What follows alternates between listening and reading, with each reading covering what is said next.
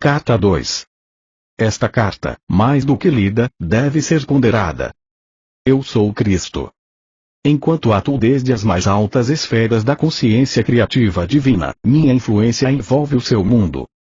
Usando uma metáfora, estou tão distante em consciência do seu mundo quanto o Sol está da Terra. Entretanto, se você me chamar com sinceridade, estarei tão perto quanto for necessário para ajudá-lo. Haverá muitos que não poderão receber estas cartas. Estes ainda não estão prontos para elas. Haverá aqueles que tentarão abafar a sua existência, uma vez que os ensinamentos que contém serão uma ameaça para o seu sustento ou religião. Eles não terão êxito. A oposição apenas reforçará estas cartas. Haverá aqueles que receberão estas cartas com alegria, uma vez que suas almas sabem que mais além das religiões do mundo se encontra a verdade, a realidade da existência. Estes prosperarão e finalmente salvarão o mundo da autodestruição. Agora continuarei minha autobiografia do ponto onde parei em minha última carta. Meu propósito, ao dar a você alguns detalhes biográficos de minha entrada na vida pública como mestre e curador, é evidenciar as atitudes e comportamentos da minha juventude, assim como as circunstâncias em que alcancei o meu próprio estado de humanidade espiritualizada. É importante que você possa visualizar como era a Palestina na época em que estive na Terra e perceber claramente os conflitos internos que meus ensinamentos despertaram nas pessoas doutrinadas na crença judaica e nos ritos tradicionais. Estes conflitos são ponto central que incapacitou os evangelistas de registrar, com precisão, tudo aquilo que tentei ensinar. Nos evangelhos são frequentes as referências às minhas parábolas que descrevem a realidade do reino dos céus ou reino de Deus, seja qual for o termo que os evangelistas tenham utilizado. Porém, em nenhum lugar foi feita uma tentativa para aprofundar o sentido das palavras em si, para explorar as figuras de linguagem, ou para chegar ao significado espiritual do reino de Deus ou do reino dos céus. À medida que eu falar sobre os verdadeiros sermões que dei às pessoas, à luz das minhas experiências no deserto e do seu próprio conhecimento dos fatos científicos, você será capaz de entender pelo menos um pouco daquilo que tentei ensinar naquele tempo. Uma vez que meu sucesso foi muito limitado, é imperativo que outra tentativa seja feita no começo desta nova era, deste milênio, pois é com base no meu elevado conhecimento espiritual, privilegiado e iluminado, que será fundada e se desenvolverá a próxima era. Foi, e ainda é, essencial que um mestre como eu e como outros que existiram, muito sensíveis e totalmente comprometidos mental e emocionalmente com a busca da verdade da existência, venham à Terra cunhar palavras para descrever para a humanidade, aprisionada em palavras, aquilo que reside na dimensão criativa universal em um estado não definido. Se não fosse por tais mestres inspirados, as pessoas na Terra permaneceriam na ignorância a respeito de tudo o que há além da Terra, pronto para ser contatado e pessoalmente experimentado e absorvido, para promover a futura evolução espiritual. E ainda mais, se diz que a Bíblia é o livro mais amplamente lido no mundo. Na sua forma presente ela serviu aos seus propósitos. O Novo Testamento, da forma como está, com toda a carga de interpretações errôneas, é um impedimento para a evolução espiritual. Agora é tempo de avançar para uma nova esfera de percepção e compreensão mística. Uma vez que me é impossível descer novamente a um corpo humano para falar ao mundo, além de ter outras dimensões nas quais ensino, treinei uma alma sensível para receber e transcrever. É o melhor que posso fazer para falar pessoalmente com você. Espero que você possa receber e aceitar isso. Tudo aquilo que for errôneo será apagado. Esteja certo disso. Os incidentes e as curas relatados nas páginas que seguem não são importantes. Eles aconteceram, mas são contados apenas para que você possa entender o seu verdadeiro significado espiritual. À medida que for lendo, quero que você relacione as condições de 2000 anos atrás com a sua vida e tempo presentes. Quero que você considere a pessoa de Jesus como o ícone do que finalmente pode vir a ser alcançado por todo ser humano que estiver pronto e disposto a converter-se no membro fundador do reino do céu na terra. Ainda que as pessoas do seu mundo sejam o que você chama de sofisticadas e cheias de importância, com seus modernos conhecimentos e ensinamentos, versados nos costumes contemporâneos e nas novas formas de se relacionarem uns com os outros, as pessoas daquele tempo eram basicamente iguais a você. Elas eram controladas e motivadas inteiramente pelos seus impulsos gêmeos de ligação, rejeição, desejos, repulsões, assim como você. Elas amavam, odiavam, criticavam, condenavam, caluniavam, intrigavam, tinham ambições de chegar ao topo da sociedade, desprezavam aqueles que fracassavam na vida, secretamente eram promíscuas, insultavam aqueles que de alguma forma eram diferentes delas. Para ajudar você a compreender e a entrar plenamente naquele tempo em que estive na Terra, minha consciência desceu até o seu plano de existência terrena para experimentar mais uma vez a pessoa de Jesus, as emoções e os acontecimentos nos quais estive envolvido.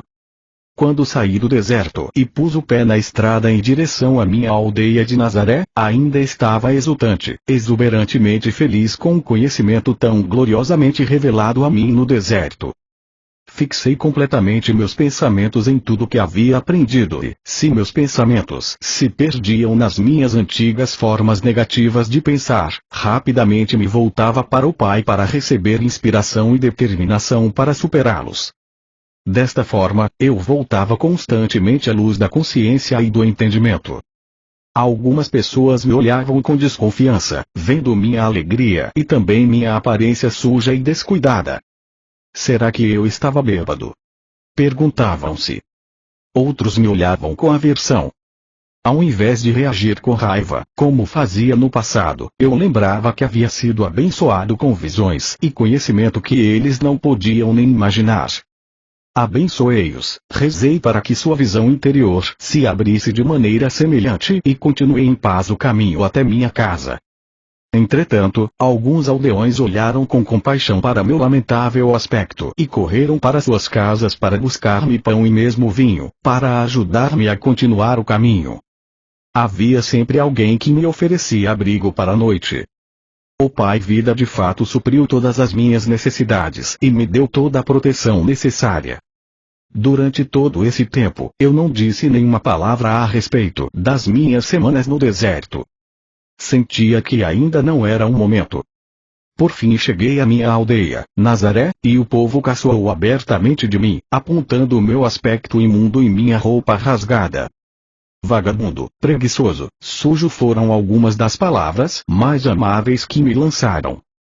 Cheguei à porta de minha mãe com um sentimento de pavor, pois eu sabia que ela ficaria mais chocada do que seus vizinhos ao me ver diante dela. Magro, mostrando os ossos sob a pele, os olhos fundos, as bochechas vazias, a face queimada, os lábios rachados do sol, a barba longa e embaraçada. E a roupa? Ficaria furiosa ao ver minha roupa, sua cor original totalmente irreconhecível pelo pó do deserto e o tecido desfeito e rasgado. Subi os degraus e preparei-me para aguentar a fúria de minha mãe. Quando chamei, minha irmã veio à porta. Olhou-me boquiaberta, assustada e com os olhos arregalados e bateu-me a porta na cara. Ouvi-a correr para os fundos da casa, gritando: "Mãe, venha depressa, há um homem velho e sujo na porta." Escutei minha mãe resmungando irritada para si mesma, enquanto corria para a porta. Abriu-a de repente e ficou paralisada pelo choque. Eu sorri por um momento, ela olhou-me de cima a baixo cada vez mais horrorizada ao dar-se conta de que este homem de terrível aspecto era de fato seu filho rebelde, Jesus. Estendi minha mão para ela, dizendo: "Sei que causo pena a você, mas pode ajudar-me." Imediatamente sua expressão mudou, levando-me para dentro, trancou a porta. "Depressa", disse para minha irmã assustada. "Deixa de escândalo e põe água para ferver. Seu irmão está morto de fome. Não importa em que confusão se meteu, ele é da família. Temos que cuidar dele."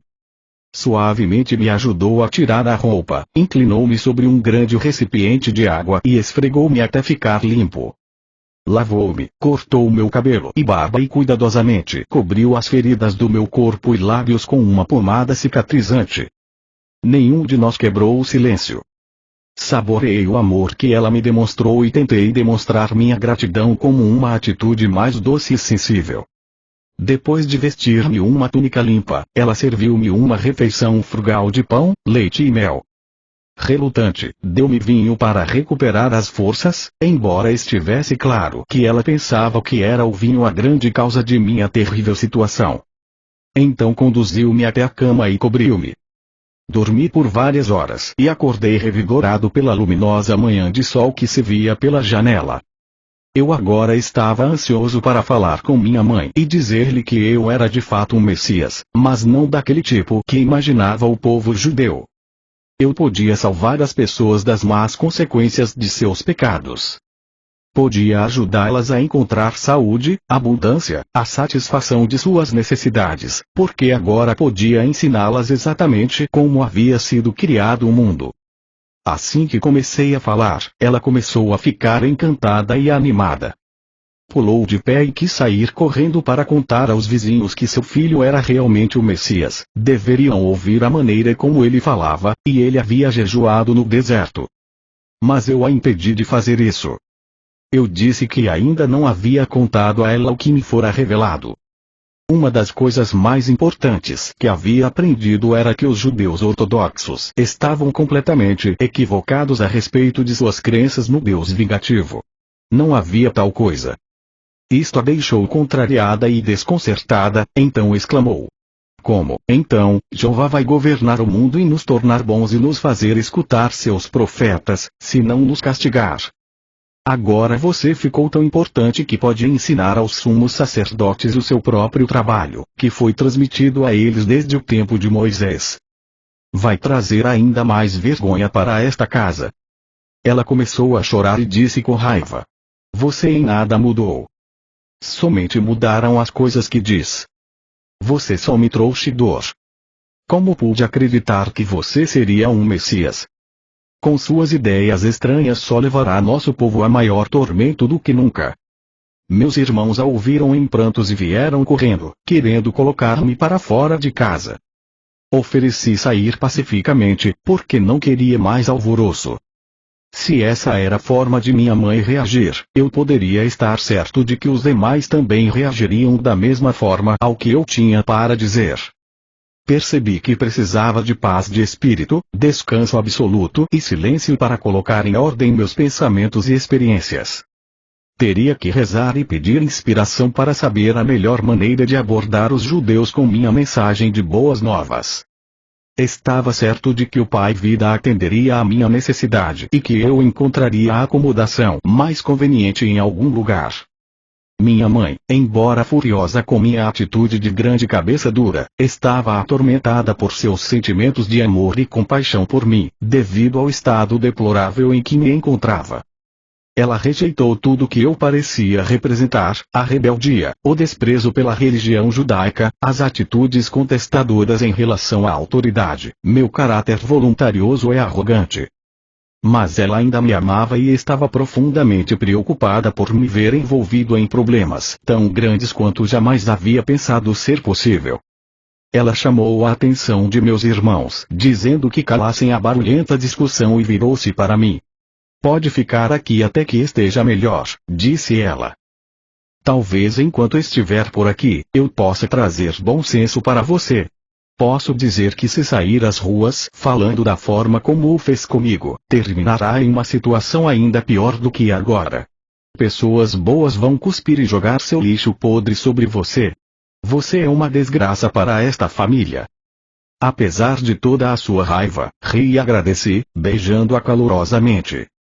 Fiquei contente, sabendo muito bem que, por trás de toda essa raiva, ela estava profundamente preocupada comigo. Alimentou-me bem e confeccionou-me boas roupas novas. Agradeci por tudo o que ela fez para melhorar minha aparência, porque sabia que para mover-me livremente entre os ricos e pobres deveria estar com roupas decentes e adequadas. Às vezes havia escassez de alimentos em casa. Recorrendo ao poder do Pai, eu a reabastecia sem dizer nada. Ela também não disse nada. Eu sabia que ela se perguntava, com tristeza, se além de todos os meus péssimos hábitos eu agora também era ladrão.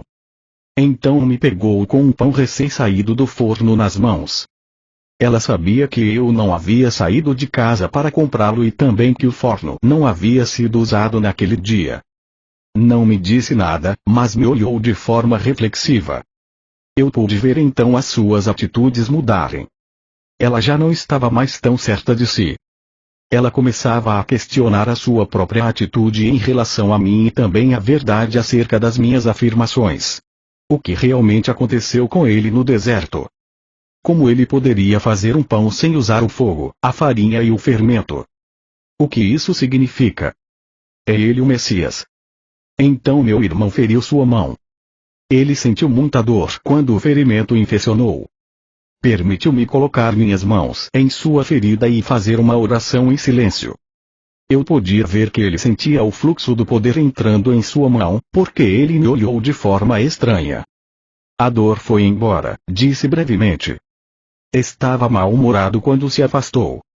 E eu sabia que ainda que tivesse sentido alívio da dor, não havia gostado de que eu fosse capaz de ajudá-lo. Senti seu ciúme. Minha irmã havia queimado sua mão e outro irmão muitas vezes se queixava de fortes dores de cabeça. Fui capaz de curar os dois. Meus irmãos começaram a caçoar a respeito dos meus poderes mágicos. Perguntavam-se que mal eu poderia fazer a eles, se me irritassem. A tensão em casa aumentou e senti a tristeza de minha mãe, que ansiava pela paz no lar. Mas ela viu mudanças em meu comportamento e sentiu-se reconfortada. Eu estava mais tranquilo, visivelmente controlava minhas prováveis explosões, continha minha energia, refreava minha impaciência e já não discutia mais. Tornei-me mais atencioso, ouvindo suas queixas de mulher, ajudando-a em casa, consertando os móveis quebrados, caminhando pelas colinas até fazendas distantes para encontrar as frutas e verduras que ela queria. Cheguei a amá-la com ternura e compaixão, como uma mãe deve ser amada. Um dia ela se aventurou a perguntar-me: "Você ainda acredita que Jeová seja um mito?" Jó disse que, se Jeová retirasse sua respiração, toda a carne viria abaixo. Este é o Jeová que vi e em quem acredito. Ninguém viu a Jeová? Disse ela com firmeza. Eu vi aquele que criou todas as coisas, respondi calmamente. Eu o chamo de pai porque ele é amor perfeito. Um amor mais perfeito que o de uma mãe, acrescentei, sorrindo para ela. Ele trabalha dentro, através e para toda a sua criação. É o Pai em mim quem tem trazido as coisas de que você necessita em casa e que curou a meus irmãos e irmãs tão rapidamente. Eu podia ver que ela estava começando a entender um pouco do que eu dizia. E o que é o castigo? Perguntou-me. Não existe castigo da forma como o compreendemos. Nascemos para nos comportarmos da forma como o fazemos. Temos que encontrar uma maneira de superar nossos pensamentos e sentimentos humanos, porque esses nos separam da proteção do Pai e nos trazem as doenças e a miséria. Quando tivermos aprendido a superar o eu, então entraremos no reino dos céus. Minha mãe afastou-se silenciosa, claramente ponderando sobre o que eu dissera, mas não mais com raiva. Eu sabia que ela estava meditando sobre minhas afirmações e percebi que eu estava colocando de cabeça para baixo seu seguro e bem conhecido mundo. Ela se sentia perdida e insegura sem a sua crença num Jeová ameaçador e terrivelmente vingativo, se a humanidade fosse indisciplinada. Perguntava-se no que o mundo iria se tornasse dependesse inteiramente dos homens controlarem as suas maldades e a dos outros. Mesmo os reis e governantes eram malvados em suas ações. Sem Jeová para reinar e castigar os pecadores, onde iríamos parar? Enquanto restabelecia minhas forças, estudei as Escrituras cuidadosamente, para que pudesse encontrar-me com os fariseus e escribas de forma confiante. Também era absolutamente necessário que eu soubesse o que havia sido escrito a respeito do Messias, porque estava convencido de que eu era aquele sobre quem os profetas haviam falado. Eu poderia verdadeiramente resgatar, salvar, as pessoas da doença, miséria e pobreza, restaurar-lhes a saúde e a prosperidade, ensinando a verdade a respeito do reino dos céus e a realidade do Pai. Quando me senti suficientemente preparado para sair a ensinar e curar, para agradar a minha mãe, concordei em ir no sábado na sinagoga de Nazaré e falar para a congregação. Como era o costume, levantei-me e foi entregue o livro de Isaías para ler. Escolhi a passagem que profetizava a vinda do Messias que viria libertar o povo judeu de todo tipo de escravidão. O Espírito do Senhor está sobre mim, porque o Senhor me ungiu para pregar as boas novas aos pobres. Ele me enviou para anunciar a libertação aos encarcerados e a recuperação da vista aos cegos, para libertar os oprimidos, para proclamar o ano da graça do Senhor. Então sentei-me dizendo: hoje, vocês veem esta profecia cumprir-se em mim. Isto produziu choque e espanto no rosto dos homens, que me olhavam atônitos, mas eu continuei falando, sabendo que o Pai me diria o que falar. As palavras vieram sem hesitação. Falei de minha experiência no deserto e relatei a visão do bebê crescendo até a idade adulta, sendo envolvido inconscientemente em correntes e ataduras mentais e assim ficando cego e aprisionado na escuridão interior, fechando-se para Deus. Expliquei que ao fazer isso, eles expunham-se à opressão de conquistadores, escravidão, pobreza e doenças. Porque Deus é luz, eu disse. E luz é a substância de todas as coisas visíveis. E luz é o amor que faz todas as coisas para que o homem desfrute delas. Todas as bênçãos de abundância e saúde foram livremente disponibilizadas para aquele que amar a Deus com a mente, o coração e a alma e que viver estritamente segundo as leis de Deus. Quando terminei, houve um completo silêncio na sinagoga. Senti que a congregação havia experienciado algo estranho, poderoso e que tinha sido elevada a um plano superior do pensamento. Desejei que nada interrompesse a tranquilidade transcendente daquele momento. Em seguida, começaram a sussurrar entre si. Eles se perguntavam quem eu era. Alguns estavam convencidos de que eu era Jesus, a pessoa cuja família era bem conhecida na aldeia, mas outros não podiam aceitar aquilo, uma vez que eu havia falado como alguém que tinha autoridade. Infelizmente, senti ressurgir minhas antigas reações para com aqueles homens religiosos. Sabia que tinham me desprezado no passado, de forma que esperava por essa rejeição. Voltei às antigas atitudes desafiadoras e isso os enfureceu por completo. Pelas minhas próprias reações humanas, atraí o desastre. E este quase aconteceu. Os mais jovens, instigados pelos mais velhos, correram até mim e me arrastaram para o topo mais alto do penhasco a fim de lançar-me à morte, mas orei ao Pai para que me salvasse. De repente, ficaram tão alterados que mal sabiam o que faziam, se voltaram uns contra os outros, então pude sair do meio deles e escapar. Foi estranho. Eles pareceram não notar a minha saída. Muito abalado por esta experiência, consegui mandar uma mensagem para minha mãe, dizendo que estava deixando Nazaré imediatamente e indo para Cafarnaum, uma agradável cidade junto ao mar da Galileia. A princípio, pensei em juntar-me a antigos conhecidos, mas senti intuitivamente que isso não seria o correto a fazer. De modo que durante todo o caminho, e ao entrar na cidade, pedi orientação e ajuda ao Pai para encontrar acomodações. Eu não tinha dinheiro e não pediria esmola. Ao caminhar pela rua, uma mulher de meia idade veio em minha direção. Ela carregava pesados cestos e seu rosto estava triste. Parecia ter chorado. No impulso abordei-a perguntando onde poderia encontrar alojamento. Ela disse brevemente que normalmente me ofereceria uma cama, mas que estava com seu filho muito doente em casa. Também disse que tinha ido comprar algumas provisões para alimentar os consoladores que haviam se reunido para chorar a morte iminente de seu filho. Meu coração se afligiu por ela, mas também se alegrou. Prontamente tinha sido dirigido para alguém que eu poderia ajudar. Expressei minha simpatia e ofereci-me para carregar suas cestas até a casa. Ela me olhou por um momento, perguntando-se quem eu poderia ser, mas aparentemente ficou satisfeita com minha aparência e conduta. No caminho, disse-lhe que talvez eu pudesse ajudar seu filho. Você é médico? Perguntou-me. Respondi que não havia recebido formação médica, mas que poderia ajudá-lo. Ao chegar em sua casa, de pedra, grande e bem construída, o que indicava boa situação social e prosperidade, levou-me até seu marido dizendo: "Este homem diz que pode ajudar nosso filho."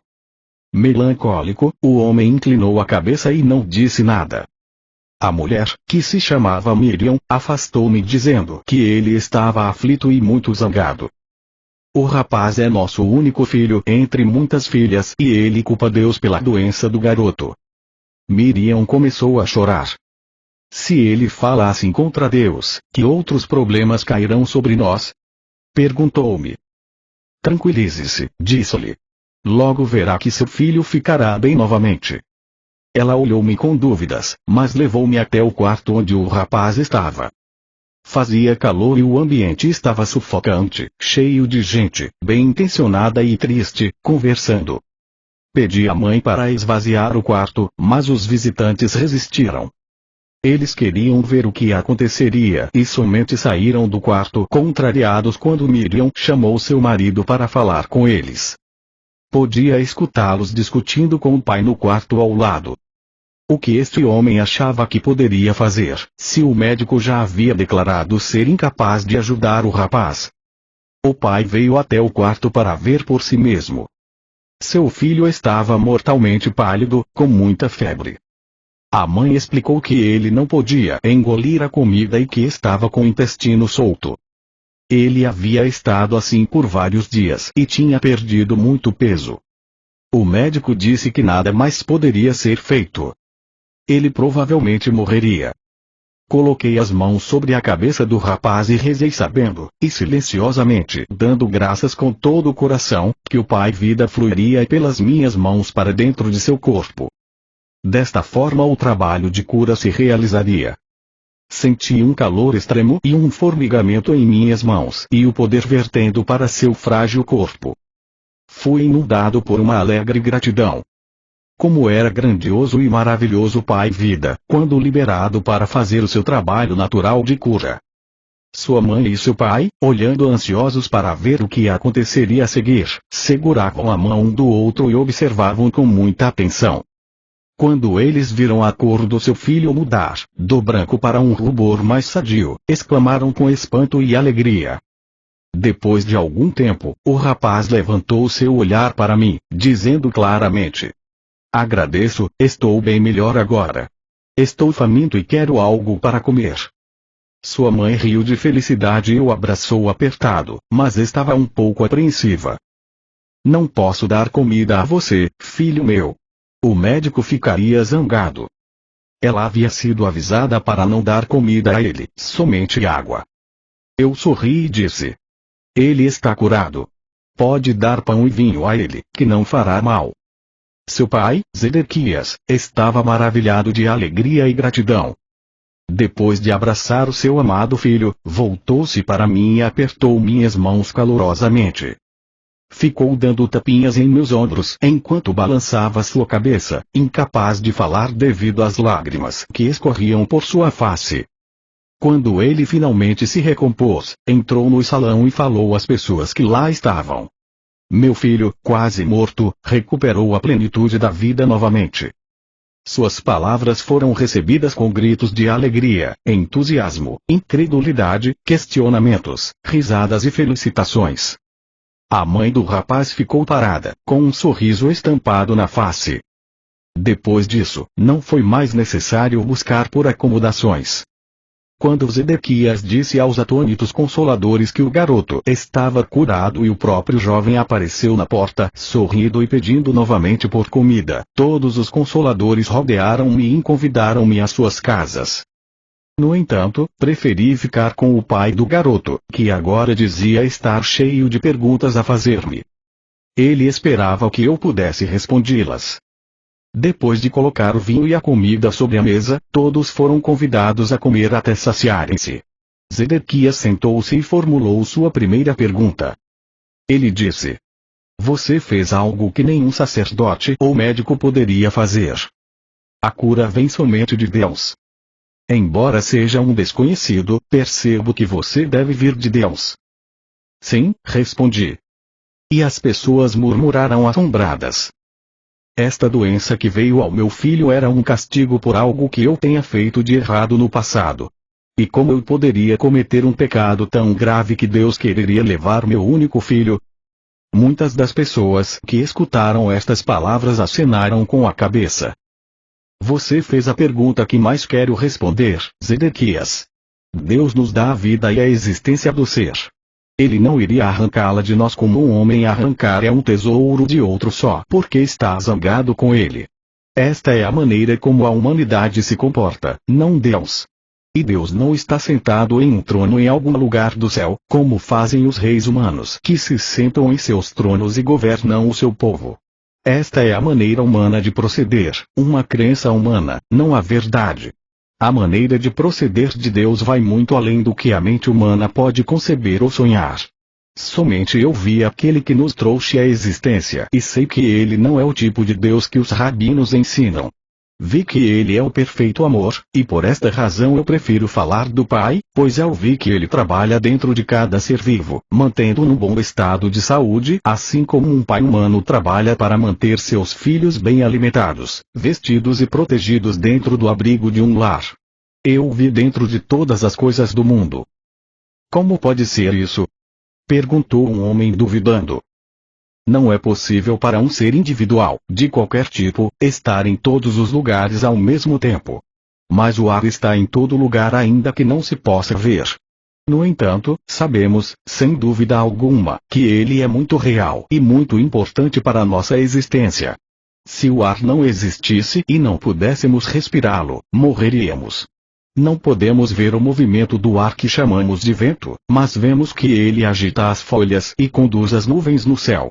Por isso sabemos que o ar está acima de nós, ao nosso redor e que é forte. E agora pergunto, qual é a parte mais real e mais valiosa do homem, seu corpo ou sua mente? Alguns respondiam que era o seu corpo, caso contrário não teriam lugar na terra, não poderiam trabalhar, não poderiam ser vistos, não seriam conhecidos. Outros diziam que sua mente era mais importante do que seu corpo. Ao que eu respondi: a mente é a parte mais importante do homem, uma vez que sem sua mente ele não teria o comando do seu corpo. Ele não poderia comer, beber, dormir, mover-se, planejar, não poderia viver. Contudo, não podemos ver a mente. Simplesmente sabemos que temos uma mente por causa dos pensamentos que ela produz e porque os pensamentos elaboram algum tipo de ação em nossas vidas. Acreditamos que a mente funciona por meio do cérebro. Sim, é assim que funciona. Senão como poderia o cérebro, que nasceu da carne, produzir pensamentos, sentimentos, ideias e planos? Agora deve estar ficando claro para vocês que é assim que o Pai está presente em todas as coisas. Ele é a mente que dirige a mente humana, fazendo seu grande trabalho dentro de cada ser vivo. Sabemos que é assim, porque vemos as maravilhas da sua obra. Vemos o crescimento das crianças, vemos o alimento que comem ser milagrosamente convertido em outra substância que os nutre e os faz crescer. Como isso acontece não sabemos, nem sequer podemos imaginar. Mesmo que soubéssemos, ainda assim continuaríamos sem saber o que acionou tão importante processo de vida dentro dos corpos vivos de cada espécie. Vejam de que forma tão maravilhosa os corpos de cada espécie são formados e criados propositalmente, de forma expressa para transformar o tipo de alimento que se come em energia para nutrir ossos, sangue e carne. Agora que nos mostrou todas estas coisas, podemos ver que elas são realmente maravilhosas. Exclamou um jovem. Elas são. Elas são. Vemos os jovens corpos passando por suas várias etapas de desenvolvimento e vemos suas mentes acompanhando seu desenvolvimento físico até que começam a desejar encontrar um cônjuge para se tornarem pais. Logo, o grande trabalho da concepção é realizado e o crescimento da semente dentro do útero continua até que a criança chegue a seu desenvolvimento pleno. Pensem. Quem determina este constante crescimento tão ordenado dentro da mulher? De onde vêm os planos que regem o correto desenvolvimento da cabeça, do corpo e dos membros, os quais são invariáveis de uma mulher para outra e de uma espécie para outra?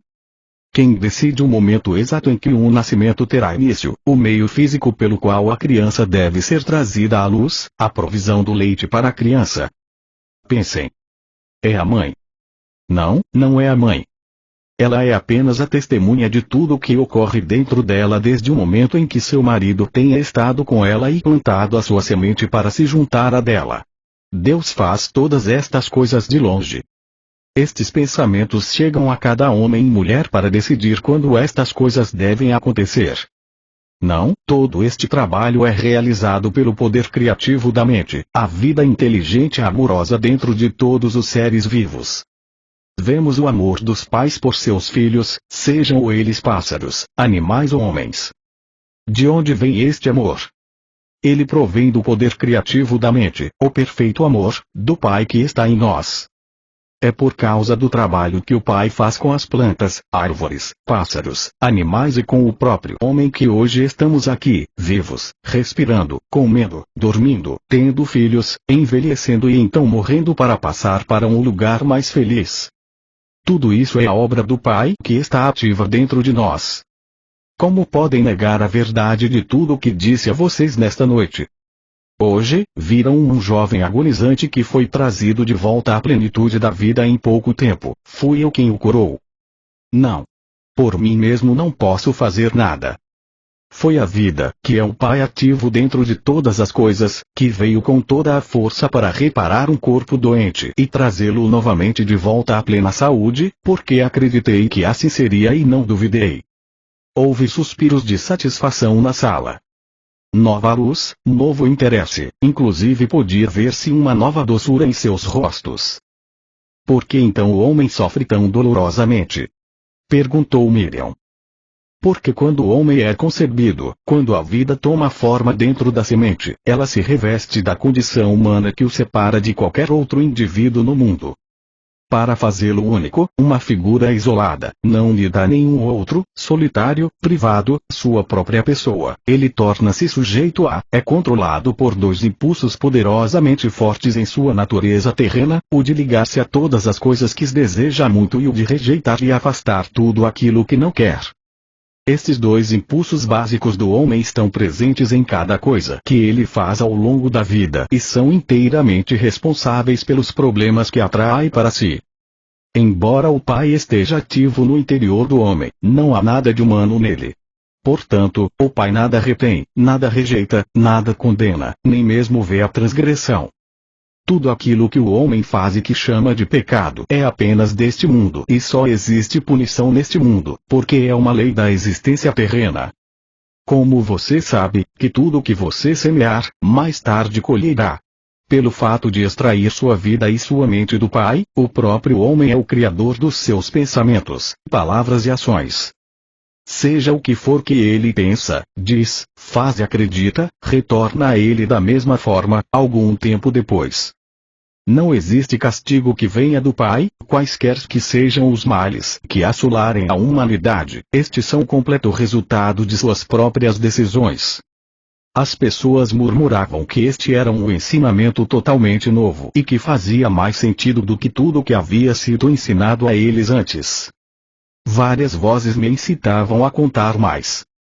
Eu digo a vocês, em mim vocês viram a vida ativa sob a forma de cura. Sigam-me e ouvirão sobre o caminho que devem percorrer para encontrar a felicidade. Em minhas palavras encontrarão a verdade da existência, nunca antes revelada por nenhum outro homem. Tem-se dito sobre o Messias que ele revelará os segredos que têm estado ocultos desde o começo da criação. Em verdade, digo que ouvirão estes segredos de mim. Se escutarem com cuidado, entenderem seu significado, praticarem sua verdade e apegarem-se às suas leis, serão transformados em novos homens e entrarão no reino dos céus. As pessoas ficaram em silêncio por um momento e então houve um clamor de conversa animada, mas Zedequias levantou-se e disse que era hora da família descansar. Seu filho precisava dormir e sua esposa e filhas também estavam exaustas de tanto chorar. Ficou combinado que na manhã seguinte eu iria até o porto e as pessoas doentes seriam trazidas até mim. Desta forma, fui capaz de empreender minha missão e tudo foi rapidamente arranjado da melhor forma possível. Parecia que se eu não efetuasse as curas, não haveria interesse nem aceitação de tudo o que eu havia dito.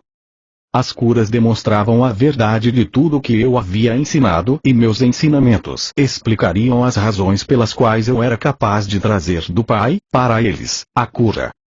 Quando acordei na manhã seguinte, sentia felicidade viva em mim, com a expectativa das coisas maravilhosas que estavam por vir.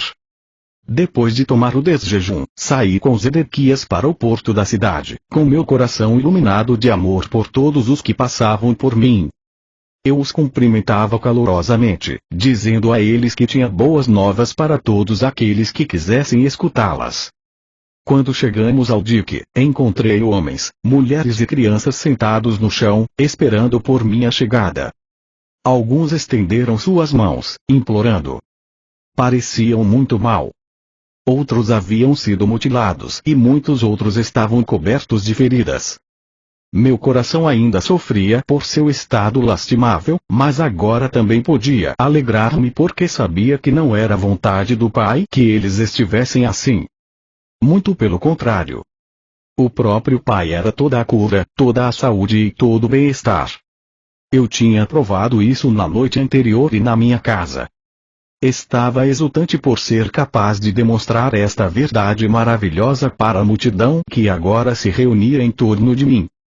O rosto velho e triste chamou minha atenção, uma mulher magra, enrugada e curvada. Fui até ela e me ajoelhei ao seu lado, pondo minhas mãos sobre sua cabeça.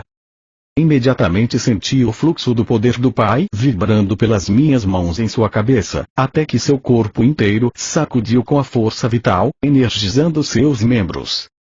As pessoas, ao verem isso, ficaram atônitas, perguntando o que eu poderia estar fazendo com ela, mas outros acalmaram suas objeções. Gradualmente seus membros começaram a soltar-se, a alongar-se e a endireitar-se. Seu rosto tornou-se vivo pela alegria de voltar a sentir sua força. Ajudei-a a se levantar e então ficou de pé por si mesma com todo o orgulho. Ela estava tão tomada pela felicidade que começou a chorar, depois riu e dançou, chamando as pessoas. Louvado seja Deus, dizia ela, louvado seja Deus, e outros que ali estavam repetiam o refrão. Todos estavam profundamente comovidos com o que haviam visto. A aglomeração de pessoas apertando-se contra mim foi tão grande que Zedequias ofereceu-se para controlá-la.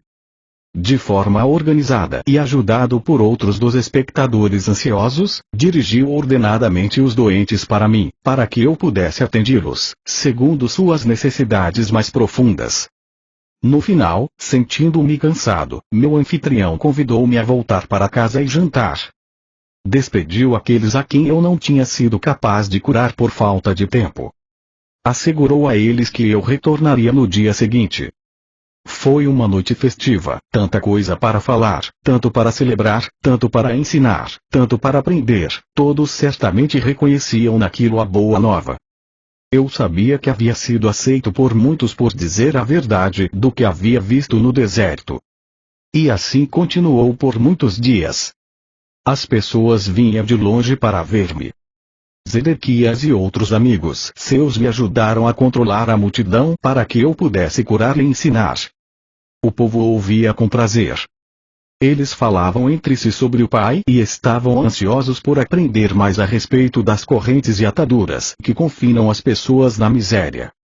A aglomeração de pessoas tornou-se tão grande que eu logo percebi que precisava achar meus próprios ajudantes em quem eu pudesse confiar para me auxiliar. Já era hora de Zedequias voltar a conduzir o seu negócio de couro, que ele vinha deixando de lado. Fui embora para as montanhas para rezar a respeito da escolha dos discípulos. Quando veio a mim a convicção de que eu seria guiado para fazer a escolha, retornei a Cafarnaum. Senti um forte impulso para descer pela beira do porto e falar com alguns homens que eu tinha visto escutarem meus ensinamentos com muita atenção. Queria saber se eles deixariam suas redes de pesca para juntarem-se a mim. Quando os chamei, Simão, André, Tiago e João vieram imediatamente, felizes em poder ajudar no meu trabalho de cura e ensinamentos. Outros também se juntaram a mim assim que comecei meu trabalho entre as pessoas. Deixei meu anfitrião, a casa de Zedequias, que me assegurou entusiasmado que eu poderia retornar a qualquer momento. E foi assim que comecei minha missão como mestre e curador peregrino, indo sempre que necessário pelas vilas e aldeias. Antes de partir, reuni os jovens que tinham aceitado com alegria me ajudar. Escutariam meus ensinamentos e ficariam perplexos pelo muito que eu tinha a dizer. Era vital que explicasse a eles primeiro o fundamento de tudo o que havia sido revelado a mim no deserto. Disse que apesar da vida ociosa que eu levava antigamente, sempre havia sentido uma profunda compaixão pelas pessoas. E foi minha compaixão que me afastou desse Deus ensinado pelos rabinos. Quando falei da minha total rejeição de um Jeová punitivo, pude ver a dúvida e o choque em seus rostos. Por um tempo considerável, expliquei que eu questionava como era possível falar de um Deus bom, quando crianças inocentes suportavam tanto sofrimento. Enquanto falava, via como seus rostos iam relaxando aos poucos. Continuei dando voz às minhas dúvidas e raivas de antigamente, até que vi suas expressões mudarem para a aceitação e em seguida para a concordância completa. Descobri que havia expressado suas próprias dúvidas e perguntas, as quais nunca antes tinha tido coragem de admitir. Enquanto falávamos, pude sentir seu alívio de que já não estavam mais sós em suas resistências secretas com relação aos ensinamentos dos rabinos. Disse que chegou um momento em que comecei a perceber mais claramente que estava desperdiçando a minha vida. Queria mudar e senti fortemente que deveria ir até João Batista como ponto de partida, para começar uma nova forma de vida.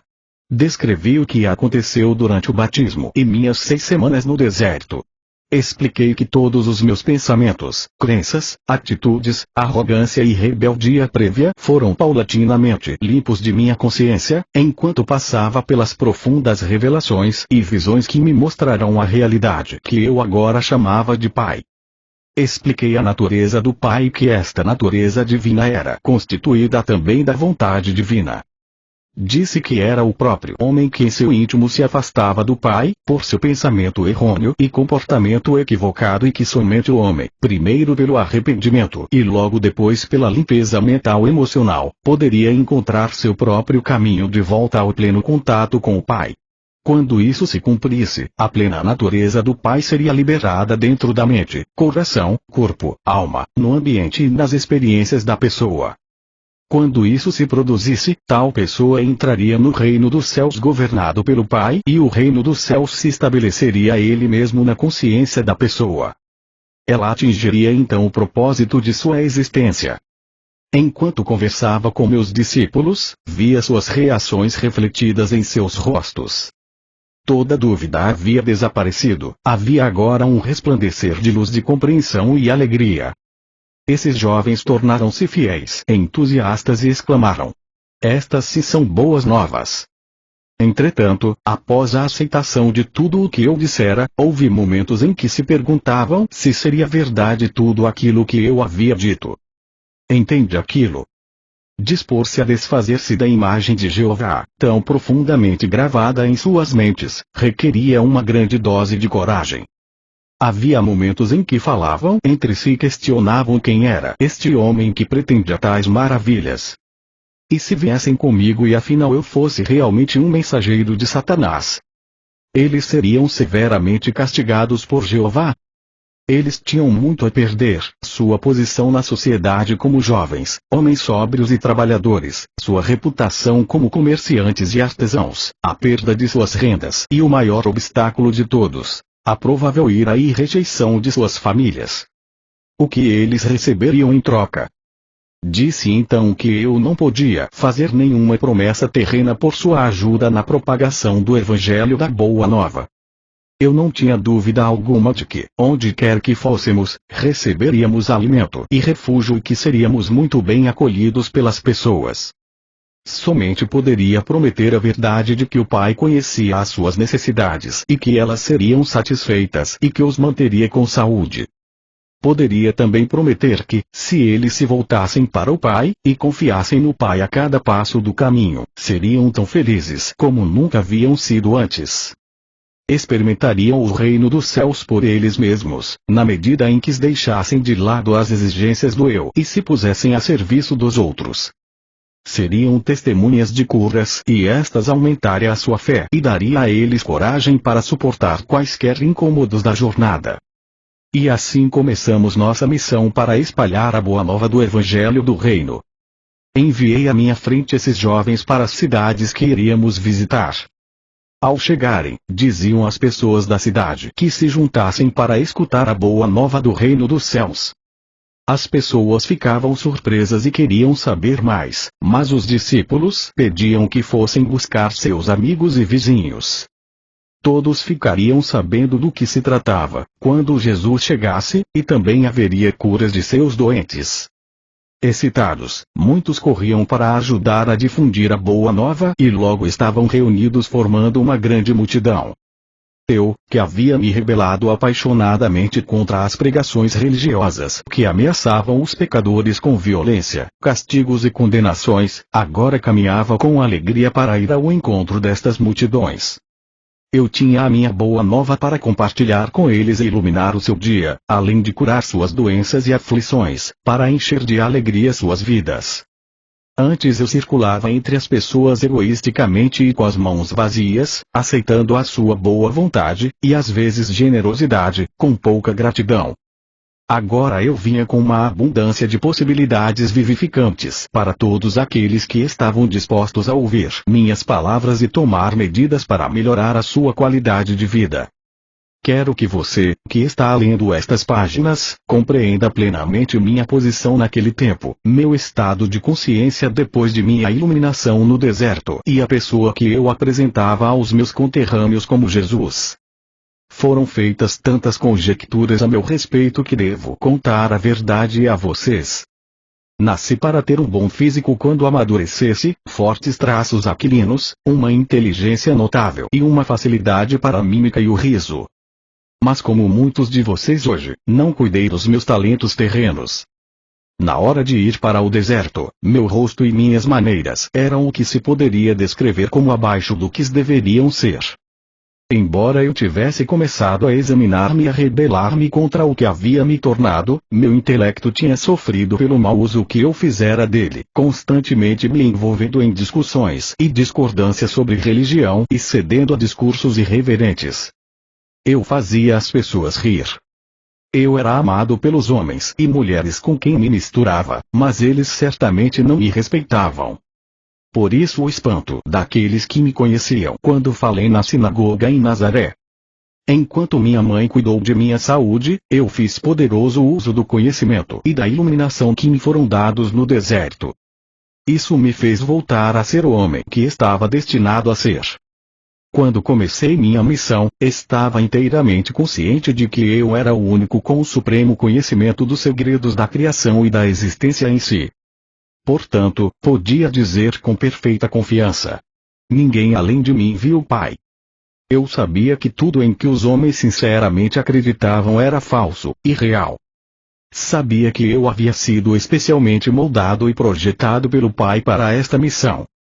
Eu havia sido abençoado abundantemente com a energia física, a vitalidade para falar e a capacidade de conceber parábolas significativas para transmitir a mensagem com sucesso e de uma forma que nunca seria esquecida.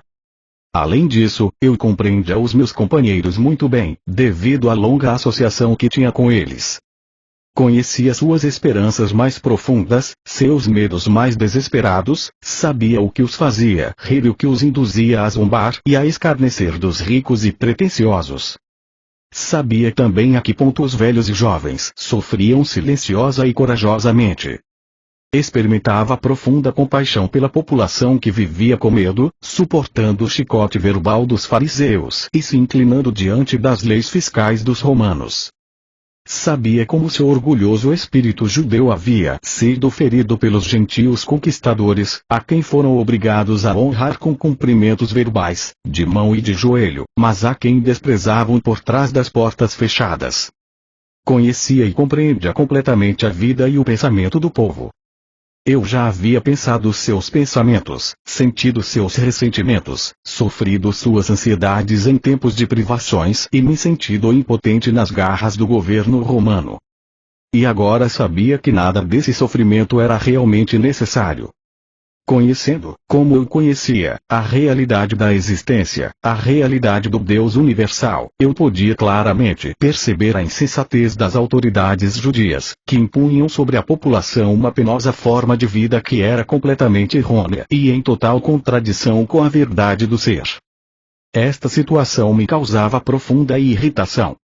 Em consequência, sabia que havia sido perfeitamente moldado e afinado para tornar-me instrumento purificado da ação divina na Palestina, dirigido por minha paixão pela verdade e compaixão pelo próximo. Por isso eu me chamei Filho do Homem, porque sabia exatamente o que a humanidade enfrentava em sua vida cotidiana. Além disso, eu tinha plena confiança de que poderia alcançar meu objetivo de levar a verdade às pessoas e assim ser instrumento de mudança na qualidade de suas vidas. Por este motivo, ainda que eu soubesse desde o início de minha missão que haveria um preço a pagar por tudo o que me propus a fazer, virar de ponta cabeça e pelo avesso o mundo conhecido dos judeus, estava preparado para enfrentar e passar por isso. Não poderia escapar, porque amava as pessoas com o amor do Pai que fluía do meu coração e ser. Pois o Pai amor é a essência do dar, dando-se Ele mesmo no ser e existência visíveis, no crescimento, proteção, nutrição, cura e satisfação de todas as necessidades da criação tornada visível. Eu sabia que era o presente de salvação do Pai para as pessoas, para o mundo, e, não, como eles supuseram e ensinaram durante séculos, a salvação do castigo imposto aos pecadores por um Deus irado, mas para salvar as pessoas da repetição diária dos mesmos enganos do pensamento errôneo, pensamento esse que criou seus infortúnios, pobreza, doença e miséria. Porque amava tão profundamente a raça humana, eu estava preparado para ensinar e curar, desafiando os sacerdotes judeus. Estava disposto a morrer na cruz pelo que verdadeiramente tinha visto no deserto, conhecia com todo o meu coração e queria compartilhar até a última gota de minha capacidade para fazê-lo. Esta é a verdade sobre a minha crucificação e todo o resto que você ouviu são suposições humanas decorrentes da prática judaica de oferecer sacrifícios no templo. Eu era um presente do Pai para a humanidade, para ajudá-la a superar sua ignorância das leis da existência e a encontrar o verdadeiro caminho da vida, que conduz à alegria, à abundância e à perfeita plenitude do reino dos céus. Estas eram as percepções, os desejos, as intenções, os objetivos e os pensamentos que levava em minha mente e coração. Esta era a roupagem mental emocional terrena que cobria minha consciência espiritual oculta na cabeça e figura de Jesus. Esta era a minha consciência espiritual, canalizada nos pensamentos e sentimentos que me impulsionaram a empreender uma jornada de 3 anos, para levar às pessoas aquilo que eu acreditava plenamente ser o resgate final de sua própria forma cega de pensar e sentir, a qual criava suas próprias vidas turbulentas.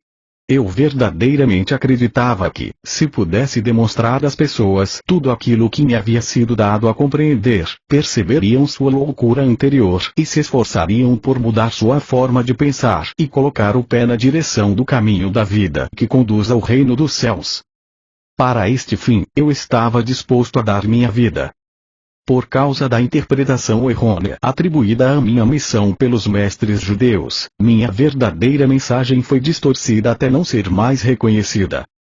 O propósito destas cartas é o de trazer às pessoas desta nova era verdade sobre o que eu realmente falei para as multidões na Palestina. Portanto, voltando ao relato daquela época, deixe-me retroceder a um dia especial que deu frutos entre meus ouvintes e que produziu uma impressão duradoura nas mentes de meus discípulos. Assim, para mim também esse foi um dia especialmente significativo. Eu me distanciei por um tempo da pressão das pessoas, indo às colinas rezar e meditar, buscando recarregar minhas baterias espirituais, fazendo uma profunda, forte e mais poderosa conexão com o Pai dentro de mim. Esta conexão era tão rapidamente obscurecida no interior de minha consciência, quando estava ocupado entre as multidões, que eu estava exausto. Chegando à caverna que utilizava quando me encontrava naquela área, puxei um pedaço de pano que ficava escondido sob uma pedra e me deitei para dormir. Ao invés de dormir, no entanto, senti imediatamente o fluxo da vida divina, o Pai, e o cansaço foi dissolvido enquanto meu corpo era carregado com o poder que é a fonte criativa de todo o ser. Fui elevado em consciência no interior de uma luz dourada e, enquanto viajava para o alto dessa luz, ela subitamente mudou para o mais puro branco e eu soube que, em consciência, estava nos portais do equilíbrio, que é o eterno, o universal, a dimensão infinita que está além de toda a concepção da mente humana. Observei a luz, mas eu não fazia parte dela, nem ela estava poderosamente dentro de mim, uma vez que esta era a dimensão Deus do vazio, dando forma do equilíbrio universal. Mas ela se comunicava comigo e infundia-me com seu brilhante amor. Isso mais uma vez gravou em mim que ela era o processo criativo, aperfeiçoador, curador amor que governa toda a existência. Sabia que onde quer que houvesse necessidade, haveria satisfação, como o constante fluir das águas que enchem um lago. Onde reinava a miséria, haveria alegria porque era a natureza do universal mover-se para o interior de cada coisa viva que tem necessidades, para trazer satisfação e alegria. Eu sabia que, onde não houvesse crescimento, surgiriam as circunstâncias para promover o crescimento. Eu sabia que, onde houvesse um sentimento de fracasso, desafios seriam providenciados para estimular as pessoas ao sucesso e à autoconfiança. Eu vi que este trabalho amoroso constantemente iniciado pelo Pai na vida das pessoas sobrecarregadas pode não ser reconhecido como um presente de amor pelas pessoas que o recebem. Elas podem estar tão afundadas em sua apatia, sentimentos de fracasso e na crença de que nada de bom lhes acontece, que não conseguem ver outra coisa em suas vidas além de suas próprias crenças e sentimentos. Consequentemente, ficam enraizadas no inferno criado por elas, para elas mesmas. Não havia necessidade de sentir pena de ninguém. A única necessidade era ter um coração compassivo e a determinação de levar-lhe a verdade para curar sua ignorância. O maior presente que um homem poderia dar ao outro era a iluminação da ignorância sobre a existência e suas leis cósmicas, pois a verdade era que cada alma está compreendida no universal e os níveis do fluxo da atividade universal em suas vidas, através do trabalho amoroso do Pai, dependem inteiramente da receptividade do indivíduo. Compreendi que o que as pessoas precisavam ouvir urgentemente era o que eu acabara de aprender. Elas precisavam ver e compreender plenamente a intenção, o propósito e o potencial do amor, que era a mesma substância do seu ser. Por causa de sua descrença, elas poderiam rejeitar o trabalho amoroso do Pai como se fossem desafios dolorosos e então se renderiam ao fracasso para sempre. Eu vi então, com mais clareza ainda, que havia sido enviado para despertar as pessoas para todas as possibilidades de autodesenvolvimento, de prosperidade e realização da alegria e da felicidade, mas dependeria delas que acordassem e aproveitassem aquilo que era oferecido. Lembro que esta elevação durou a noite inteira e na manhã seguinte acordei sentindo-me mais vivo do que nunca. Minha mensagem tinha sido esclarecida. Tinha visto, ainda mais claramente, a realidade do Pai e sabia que era capaz de sair naquele dia para encontrar a multidão e transmitir o poder e a vida daquilo que me havia sido mostrado. Enquanto descia da caverna, fui até uma grande rocha de onde se via o íngreme precipício. Quando me sentei, olhei abaixo a cidade que visitaríamos naquele dia. Podia sentir aquele processo de aperfeiçoamento, aquele impulso que tudo criava, o Pai, surgindo em mim e ansiava por compartilhar aquilo com os demais, antes que os problemas da vida diária o encobrissem, e isso perdesse o poder e a força motriz no interior de minha consciência humana. Meus discípulos se juntaram a mim um pouco depois. Ao chegarmos à cidade, eles orientaram as multidões para que se dirigissem para um terreno inclinado além das casas. Em pé, sobre uma grande rocha no meio deles, comecei a falar. Descobri que a paixão, a alegria, o desejo, a veemência e a convicção vertiam espontaneamente nas palavras que pronunciava. Vocês estão extremamente cansados e pressionados. Suas tarefas se tornam mais pesadas à medida que envelhecem, o estômago fica vazio com frequência, suas roupas estão poídas, as pessoas irritam vocês e sentem que não há fim para os problemas e aflição de espírito. Mas esta não é a verdade referente às suas existências. Suas vidas foram destinadas a ser muito diferentes. Se pudessem ver além dos seus sentimentos, se pudessem elevar suas mentes para fazer contato com o Pai dentro de vocês, poderiam ver e saber qual deveria ser o estado de suas existências. Perceberiam que foram criados para desfrutar da abundância, da proteção, da boa saúde e da felicidade. Mas como vocês vivem cotidianamente suas vidas com medo do bem e do mal, acreditam e esperam estas coisas mais do que acreditam que o Pai é vida e amor abundante em vocês, que provê todas as coisas necessárias para a saúde e o bem-estar, são justamente as experiências que mais temem aquilo que atraem para suas vidas e seus corpos. São as suas crenças a respeito do bem e do mal que obscurecem, turvam, tudo que o Pai tem reservado para vocês, se acreditarem no Pai Amor. Vocês julgam o seu hoje e esperam do seu amanhã o mesmo que experimentaram no passado. Em consequência, seus males de ontem são continuamente repetidos no futuro.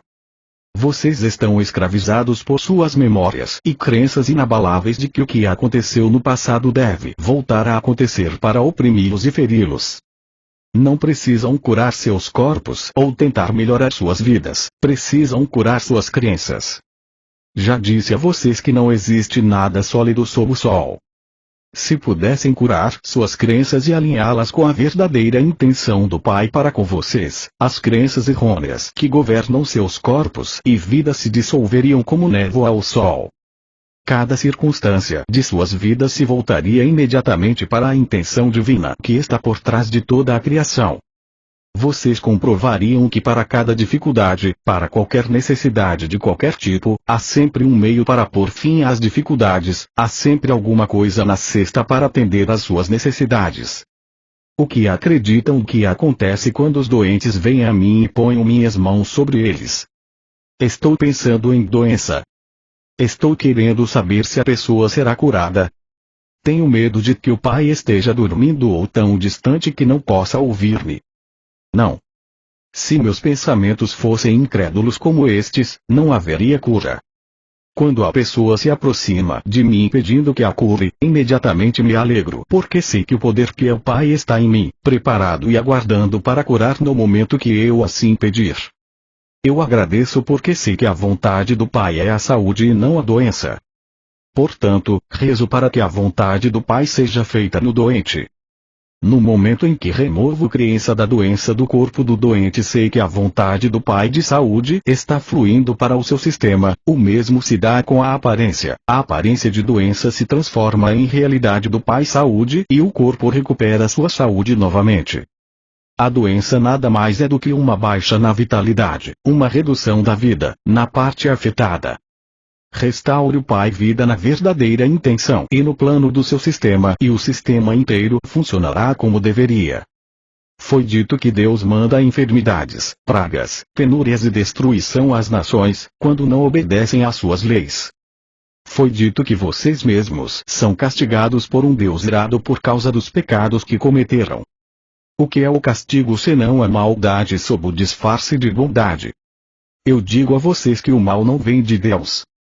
Como pode Deus estar nas duas partes, no bem e no mal? É apenas em suas mentes que vocês concebem o bem e o mal, é apenas em seus corações que pensavam e sentem desta forma. Estes pensamentos e sentimentos não têm nada a ver com o verdadeiro Deus que é o Pai dentro de vocês, que traz todo o bem se assim acreditarem. É a crença no bem e no mal que há em seus corações, que traz para vocês a doença. Na realidade vocês vivem no reino dos céus que está em vocês e são governados pelo Pai. Porém, porque acreditam nos castigos de Deus, porque acreditam que somente os sacrifícios no templo os salvarão, porque acreditam que são herdeiros da doença, da pobreza e da miséria, vocês criam com suas mentes as mesmas coisas que não desejam. Não se sintam abatidos, alegrem-se e sejam felizes. E saibam que aqueles que passam necessidades, longe de ser castigados e abandonados por Deus, ainda que tenham pecado, são verdadeiramente abençoados. O homem que não tem nada é rico no poder do Pai se escutá-lo, confiar nele e viver nele. Quando seus estômagos estão satisfeitos, quando seus corpos conhecem o bem-estar e suas mentes e corações estão confortáveis, vocês não têm necessidades urgentes de que o Pai torne-se ativo em vocês para satisfazer suas necessidades. Vocês acreditam que seus próprios pensamentos e mãos satisfazem facilmente suas necessidades, de forma que quando falam de Deus podem apenas falar sobre o que ouvem por outros, vocês mesmos não têm nenhuma experiência direta de Deus. Considerem os ricos. Estão mergulhados, confinados, atolados em suas próprias riquezas. Eles levantam de manhã e se ocupam de seus assuntos diários, sem nada saber a respeito do poder do Pai que está neles. Ocupam-se com os pensamentos que aumentarão suas riquezas e reforçarão seu eu. Eles dão ordens que sobrecarregam aqueles que os servem e vivem suas vidas de acordo com suas próprias escolhas. Por isso, eles desenham sua vida limitada a partir de seu limitado pensamento humano, que surge de suas mentes e corações corporais, adoecem e experimentam tanta miséria como o homem que nada possui. Não percebem que estão apenas meio vivos, porque não estão em contato com a fonte da vida, o Pai dentro deles. Tampouco eles veem que muitas das coisas boas que surgem em suas vidas não são de sua própria invenção, mas sim do trabalho amoroso do Pai escondido neles. Os líderes religiosos estão à vontade em suas próprias e confortáveis posições de autoridade. Eles não têm necessidade de nada além de suas próprias satisfações físicas. Porque não têm nenhum conhecimento pessoal de Deus, eles precisam ler em seus livros sagrados as palavras que os homens santos disseram há milhares de anos e contar às pessoas o que eles pensam que estas palavras significam. Mas tudo o que dizem é tirado de suas próprias mentes pequenas que estão aprisionadas no conforto de suas vidas, afundadas na expectativa do que irão comer e beber e qual vestimenta irão usar para impressionar as pessoas. Nada sabem sobre a inspiração que deu origem às palavras pronunciadas pelos profetas há tantos séculos. Nem mesmo sabem se estas são as palavras que realmente vocês precisam ouvir neste momento, já que os tempos são outros. Acreditem em mim, os homens ricos e os líderes religiosos são fortes nas coisas da terra e não querem desfazer tudo o que eles consideram seguro e eterno em suas tradições e práticas. Qualquer desvio estremeceria as estruturas de suas crenças e, portanto, de suas vidas. Então eles constroem defesas mentais contra o fluxo do poder do Pai. Eles também adoecem e, à sua própria maneira, conhecem a miséria como aqueles que não têm nenhum conforto terreno. Não existe diferença entre aqueles que pouco têm e aqueles que tudo têm na vida. Tanto os ricos quanto os pobres adoecem da mesma forma, fazem inimigos e se encontram sozinhos. Mas é enorme o potencial para que vocês ganhem mais do que os ricos e religiosos podem esperar ganhar em saúde, felicidade, companheirismo e realização no modo de vida que escolherem. E quando tudo estiver cumprido, vocês saberão que as oportunidades, a habilidade e a inspiração, tudo procede do Pai que está dentro de vocês.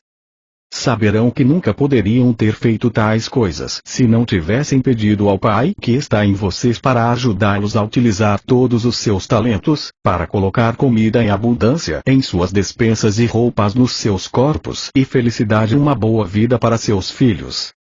Todas estas coisas o Pai fará por vocês, se assim o pedirem, se acreditarem, se souberem, e lembrarem sempre que é a natureza do Pai criar e então prover abundantemente para toda a sua criação. Assim como vocês não iriam deliberadamente privar seus filhos das coisas que eles precisam, assim o Pai nunca os privará propositadamente de tudo aquilo que necessitam para uma vida feliz. Se vocês são pobres é porque ainda não compreenderam a natureza do Pai, nem tampouco entenderam que devem trabalhar com o Pai para cobrir suas próprias necessidades. Devem aproveitar imediatamente as oportunidades divinas que lhes são apresentadas para ajudá-los a avançar. Se eu pudesse mostrar e fazê-los ver e acreditar que, quando se lamentam, sua tristeza é conhecida do Pai. Se voltassem para o Pai e observassem o trabalho que o Pai Amor está fazendo para vocês, com o tempo sua tristeza se converteria em alegria e encontrariam um consolo além de qualquer coisa que imaginassem possível. Vocês são abençoados se estão famintos e com sede, porque o Pai conhece suas necessidades. Em breve estas necessidades seriam saciadas se parassem de se lamuriar e começassem a rezar para o Pai pedindo, acreditando que iriam receber. Como podem acreditar que para comer e estar bem vestido é preciso primeiro ir ao templo e oferecer um sacrifício queimando as próprias criaturas vivas do Pai, para que elas paguem por seus pecados? Não conseguem ver que os seres vivos que vocês queimam foram criados para desfrutar da vida, tanto quanto vocês. Eles foram criados para ser uma bênção e ser abençoados na terra, assim como vocês, pois esta é a natureza do Pai Amor que se revela em sua criação. Se lembrarem que aquilo em que realmente se acredita é aquilo que se recebe, não percebem que esta crença judaica de sacrifício de seres vivos no templo vai trazer apenas miséria? Acreditem em castigo e castigo é o que receberão. Acreditem na morte e destruição como sendo o caminho certo para chegar a Deus, e isso é o que experimentarão: matança e destruição. Se estão com fome e com sede, é porque estão se afastando do Pai que habita em vocês. Ao se entregarem aos temíveis pensamentos, anseios e sentimentos de desesperança, vocês estão criando as mesmas condições que desejam corrigir. Estão fazendo todas estas coisas ruins contra si mesmos.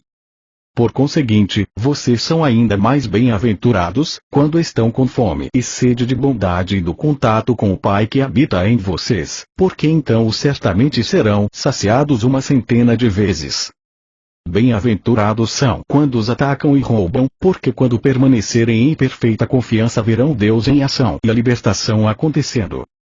Bem-aventurados são quando estão envolvidos em conflito e ainda assim podem ser compassivos com o próximo e ser os pacificadores.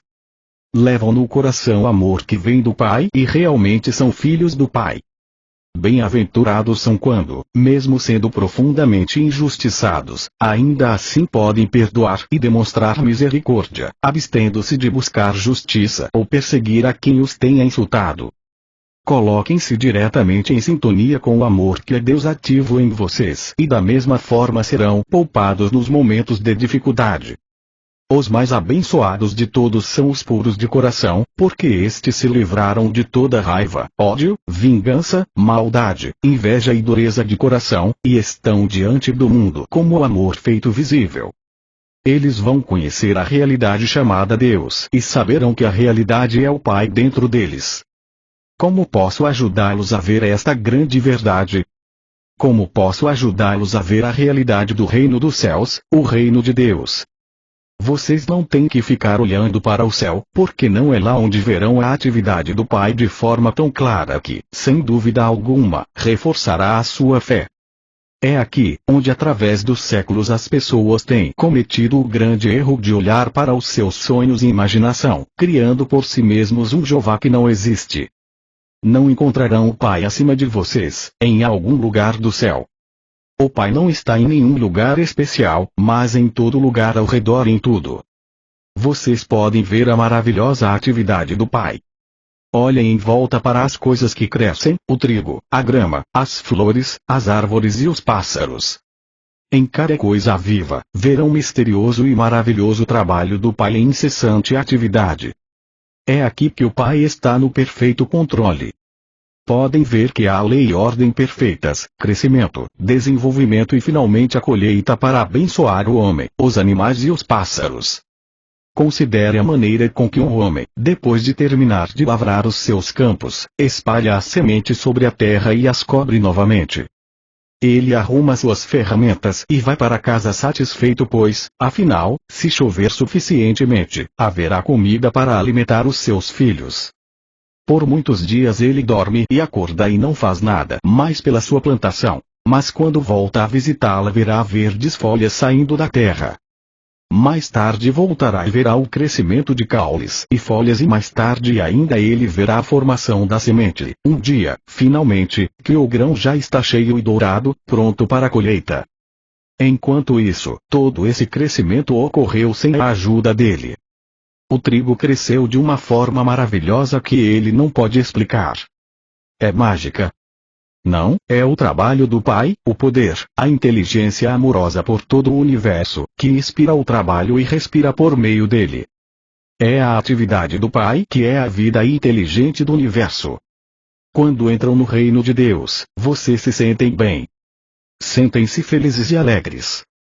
Imaginem como se sentiria uma mulher que perdesse uma grande quantidade de dinheiro e se perguntasse como daria de comer às suas crianças. A mulher está chorando e varrendo a casa e é tão minuciosa que não fica uma partícula de poeira, então, escondida em um canto escuro, ela encontra uma valorizada peça de prata e imediatamente suas lágrimas secam. Ela começa a sorrir e se sente tão viva e alegre que sai correndo de casa para convidar os vizinhos a celebrar com uma festa. Ela pensava que havia perdido tudo e agora estava rica novamente. Assim é quando encontram o reino dos céus, o reino de Deus.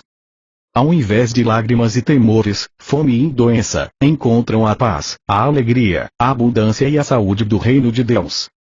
Nunca voltarão a experimentar qualquer tipo de necessidade novamente. O reino de Deus também pode ser comparado a um homem muito rico que era comerciante de pérolas. Toda sua vida ele havia querido encontrar uma pérola especial que ofuscasse todas as demais, seria perfeita e impecável e ele seria a inveja de todos os demais comerciantes. Um dia ele encontrou a tal pérola, linda além da imaginação, mais perfeita que todas as demais.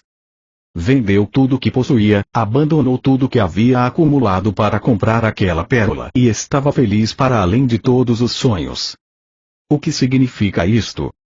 Significa que todas as coisas que anteriormente valorizava em sua vida, sua casa ricamente decorada, seus bens, seu modo de vida, a abundância de comida e de bebida, ele alegremente deu tudo para possuir o tesouro sem preço, o conhecimento que o levará até o reino de Deus onde a felicidade é um estado da mente que o mundo exterior, com todos os seus aborrecimentos e preocupações, não pode perturbar. O reino de Deus está em vocês. Entram no reino de Deus quando percebem plenamente que o Pai está o tempo todo ativo em vocês. É um estado da mente, de percepção e entendimento de que a realidade, por trás e dentro de todas as coisas visíveis, é o Pai, formoso e perfeito, e que todas as coisas que são contrárias à beleza, à harmonia, à saúde e à abundância, são criações do pensamento equivocado do homem. Eu sofria ao vê-los sofrer, mas não precisam sofrer mais se escutarem o que tenho para dizer. Mas devo avisá-los de que o caminho que leva ao reino dos céus é difícil de seguir e isso quer dizer que, primeiro, terão de lidar com seu eu. Por que é que terão que se ocupar do eu? Porque é do desejo de proteger e de promover o seu bem-estar pessoal que procedem todos os pensamentos, palavras e atos egoístas. Provavelmente vocês perguntarão: por que eu deveria preocupar-me com isso? Se o que diz é verdade, que não há castigo, que Deus não vê as faltas, então por que deveríamos estar preocupados com a maneira como nos comportamos? Há tanta coisa para ser aprendida aqui que eu mal sei por onde começar. Como já expliquei, vocês extraem sua vida do Pai. Portanto, extraem sua capacidade de pensar e de amar do Pai. Como o Pai Inteligência é criativo, assim também a consciência de vocês é criativa. Com a sua mente e coração vocês realmente modelam os planos de suas próprias vidas e experiências. E qual tipo de vida vocês planejam e modelam em suas mentes? Se alguém irrita ou machuca vocês, retaliam de alguma forma. Acreditam que se alguém se apropria de seu olho, devem retirar o olho do adversário em troca. Acreditam que quem mata deve ser morto como castigo ou compensação. Acreditam que quem os rouba deve pagar por isso, que aquele que rouba sua mulher deveria ser apedrejado junto com sua esposa. Acreditam que é necessário exigir o pagamento pelo mal que passa por sua vida. Como é da natureza humana ferir os outros e vocês têm sido ensinados a retaliar, suas vidas são um contínuo cenário de guerra. Guerra no lar entre maridos e esposas, filhos, vizinhos, entre pessoas públicas e também entre as nações. O pai ignora esta guerra em suas vidas, mas conhece a tensão que surge dela em suas mentes e corpos. Mas nada pode fazer para aliviar esta dor, até que vocês mesmos coloquem um fim a ela. Vocês mesmos devem cessar a luta e viver em paz com suas famílias, seus vizinhos, entre empresários, entre pessoas públicas e entre países. Só então, o trabalho amoroso do Pai poderá tomar seu lugar em sua mente, coração, corpo e vida. Só então poderão reconhecer e ver o trabalho amoroso que está sendo realizado em vocês, e para vocês, pelo Pai. Lembrem-se também da grande lei. Vocês colhem exatamente aquilo que plantam. Não se pode colher figos de amoreiras, nem uvas da árvore de espinhos, ou colher trigo do joio. Pensem nisso e compreendam esta parábola, porque isso é muito importante para vocês, não somente nos dias de hoje, mas também em todos os seus dias e anos que virão, mesmo na eternidade. Assim, se querem mudar suas vidas, mudem seus pensamentos, mudem suas palavras decorrentes desses pensamentos, mudem suas ações decorrentes desses pensamentos. Aquilo que está em suas mentes criará todas as suas experiências, suas doenças, pobreza, infelicidade e desespero. Um homem gritou para mim: diga-nos, mestre, como podemos permanecer em paz com nossos vizinhos quando eles mesmos não vivem em paz conosco? Sorri para ele e disse: quando seu vizinho chega até você e diz que ele tem que viajar a alguma distância e não quer ir sozinho e pede para você ir com ele, o que você faz? O homem riu. Se meu vizinho quisesse me levar para longe do que eu estivesse fazendo, eu não ficaria satisfeito. Eu diria a ele para encontrar outra pessoa para ir com ele porque eu estava ocupado. E como se sentiria o seu vizinho? Perguntei. O homem encolheu os ombros. Eu não sei. E na próxima vez que precisasse dele para fazer um favor a você, como ele responderia ao seu pedido? O homem já não ria mais. Ele não respondeu. Outro homem disse: ele irá chegar e dirá para você ir a outro lugar pedir ajuda. Eu disse às pessoas. Ele respondeu acertadamente. E como ele se sentirá? E apontei para o homem que primeiro havia falado, sorrindo para ele. Uma mulher gritou acima dos risos. Ele dirá a todos aqueles que encontrar, como é miserável e egoísta o vizinho que ele tem. Talvez ele vá querer machucá-lo de alguma forma. Houve gritos de concordância e eu assenti. Sim, ele vai ter esquecido que uma vez foi pedir ao seu vizinho para caminhar com ele por 1 ou 2 milhas e este se recusou. Não verá a lei da semeadura e da colheita trabalhar em sua vida. Ele a pôs em movimento quando se recusou a acompanhar seu vizinho e agora ele está colhendo o resultado de suas atitudes e ações. De que adianta ficar com raiva quando foi ele mesmo quem criou esta situação? As pessoas riam e assentiam com a cabeça e falavam uns com os outros. Nunca antes eles haviam escutado tal conhecimento do comportamento humano. Havia aqui um ensinamento completamente novo. Disse a eles: aconselho que quando seu vizinho vier pedir a vocês para caminhar um pedaço de caminho com ele ou qualquer outra coisa que o deixe mais à vontade e feliz, que primeiro pensem sobre o que gostariam que ele fizesse por você se também tivessem uma necessidade. Como gostariam que ele respondesse ao seu pedido? Um murmúrio varreu a multidão e pude ver que eles entenderam o que eu estava dizendo.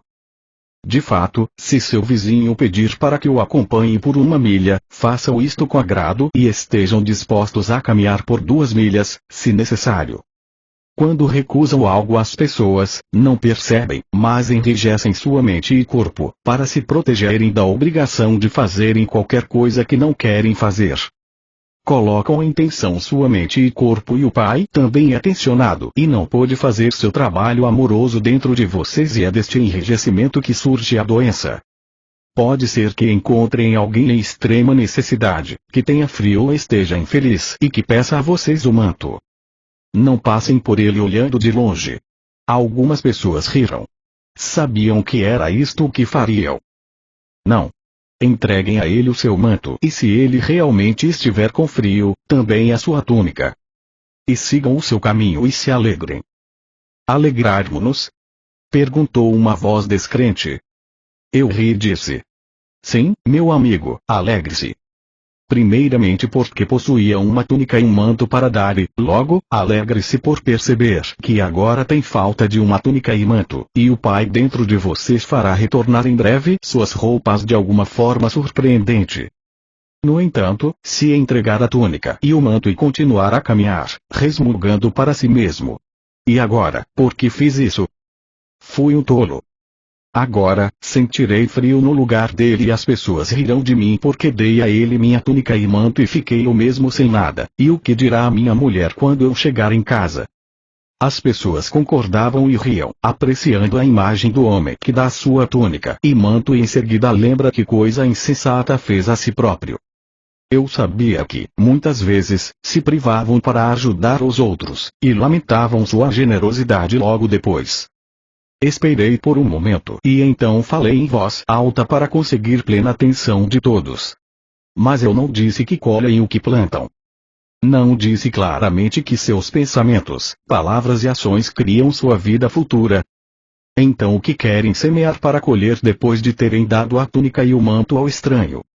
Querem que seus presentes voltem novamente para vocês, ou querem ficar sem a túnica e o manto durante muito, muito tempo?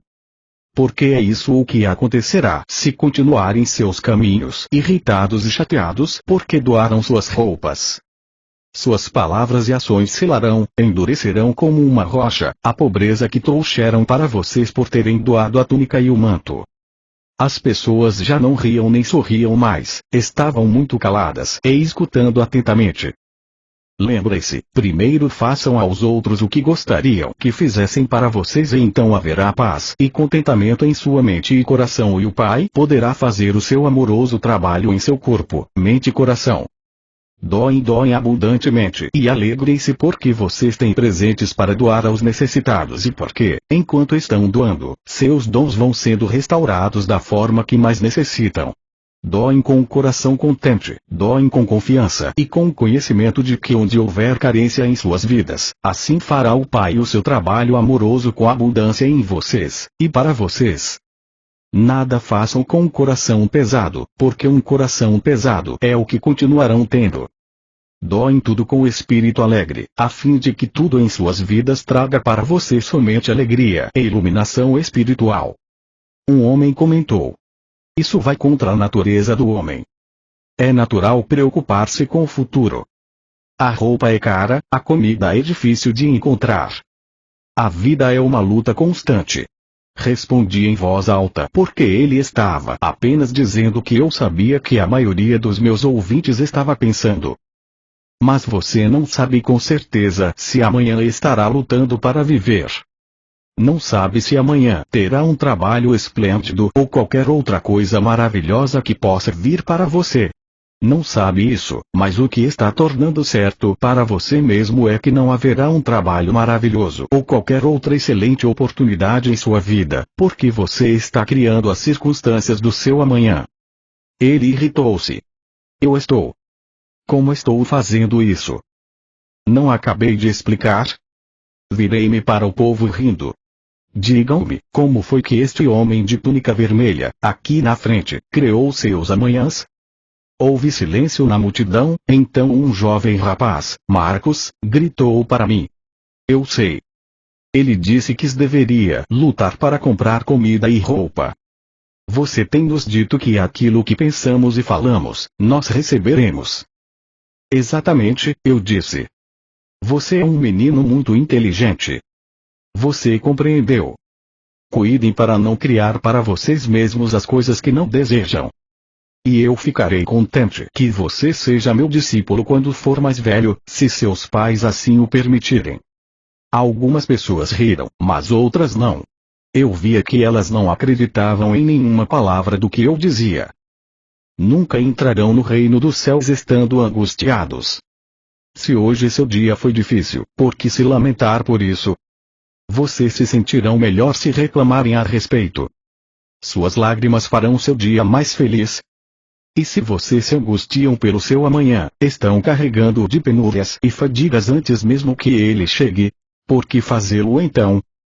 Que bem isto fará para você? Quando é que a ansiedade realizou alguma coisa para você? Como se você pudesse se tornar um homem mais alto ficando angustiado por ser muito baixo. Não se fixem naquilo que não possuem. Permaneçam nas coisas que podem ser suas se voltarem para o Pai que está em vocês, se pedirem com perfeita fé, acreditando que receberão, e eu digo sem medo de contradição, que receberão. Mas devem pedir adequadamente, acreditando. Nada receberão se ao pedir questionarem se o pedido teria sido ouvido ou seu Pai estaria com vontade de dar aquilo que desejam. Esta é a forma humana de dar, mas não é a forma do Pai que dá abundantemente e responde às suas necessidades. O Pai sempre derrama suas bênçãos sobre vocês, a dádiva do alimento abundante, do vestuário, da habitação, dos amigos, sempre que estejam com a mente e o coração limpos e contanto que confiem continuamente no Pai como seu apoio de todos os momentos. Se rezam e não recebem, não pensem, nem por um instante sequer, que não existe Pai, ou que o Pai não os escuta.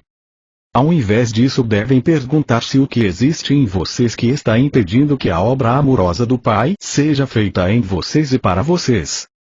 Se vão ao altar para rezar ou fazer uma oferta e no caminho se lembram de ter brigado com alguém, retornem e vão até esta pessoa e façam as pazes com ela. Então, quando abordarem o Pai em oração, estarão com a mente pura e limpa e serão ouvidos pelo Pai e o Pai poderá responder dando aquilo que precisam, na paz e quietude do seu ser.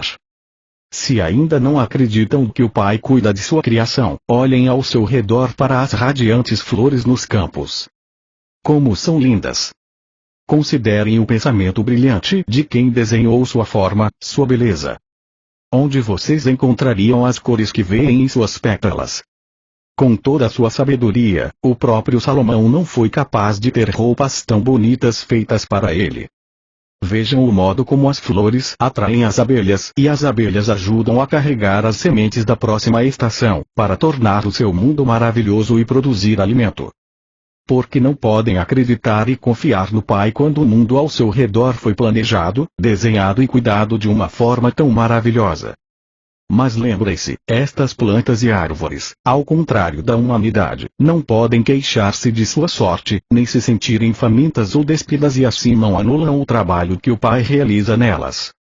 São vocês, com suas contínuas queixas e palavras a respeito do que falta a vocês, sua agressão contra os demais, a sua insistência em querer retaliar, suas críticas e calúnias, que produzem em consequência a sua carência, e suas enfermidades, de forma consistente, dia após dia. Eu disse estas coisas para preparar aqueles de vocês que estão doentes, para curá-los. Não podem ficar curados a não ser que acreditem, com todo o coração, que a cura acontecerá. Lembrem-se de que a doença corporal surge da doença da mente, tal como o mau humor, o rancor, a raiva e o ódio. O Pai Amor é a fonte de toda a saúde. Consequentemente, todos os pensamentos e sentimentos contrários ao Pai Amor produzem doenças. Assim como todos os seus males e doenças começam na mente, assim também o seu bem. Cuidem do vizinho como de vocês mesmos. Abençoem seu vizinho quando surgir alguma disputa, rezem por ele quando for duro com vocês, ajudem-no de qualquer maneira que puderem e a qualquer momento, mesmo que ele vire o rosto para vocês, porque então estarão construindo o bem em suas mentes e pensamentos e boa será a colheita de suas semeaduras. E, ainda mais, vocês estarão harmonizando suas mentes e colocando-as em sintonia com o Pai que está em vocês, que é o amor perfeito. Nestas condições o Pai pode fazer o seu perfeito trabalho amoroso em vocês. Quando terminei de falar, as pessoas traziam os seus enfermos para mim e de acordo com a sua fé eles foram curados. A carta 3 descreve mais em detalhes os ensinamentos de Cristo e explica os eventos que levaram à sua crucificação e morte. Ele descreve em termos comoventes sua última ceia com os discípulos, quando se viu sozinho em espírito, porque os seus discípulos recusaram-se a acreditar, até o último momento, que ele seria crucificado. Repetidamente ele foi mal interpretado, e percebeu mais uma vez que pouco havia conseguido ensinar a qualquer pessoa durante seus 3 anos de trabalho missionário. Ele estava feliz por ir embora.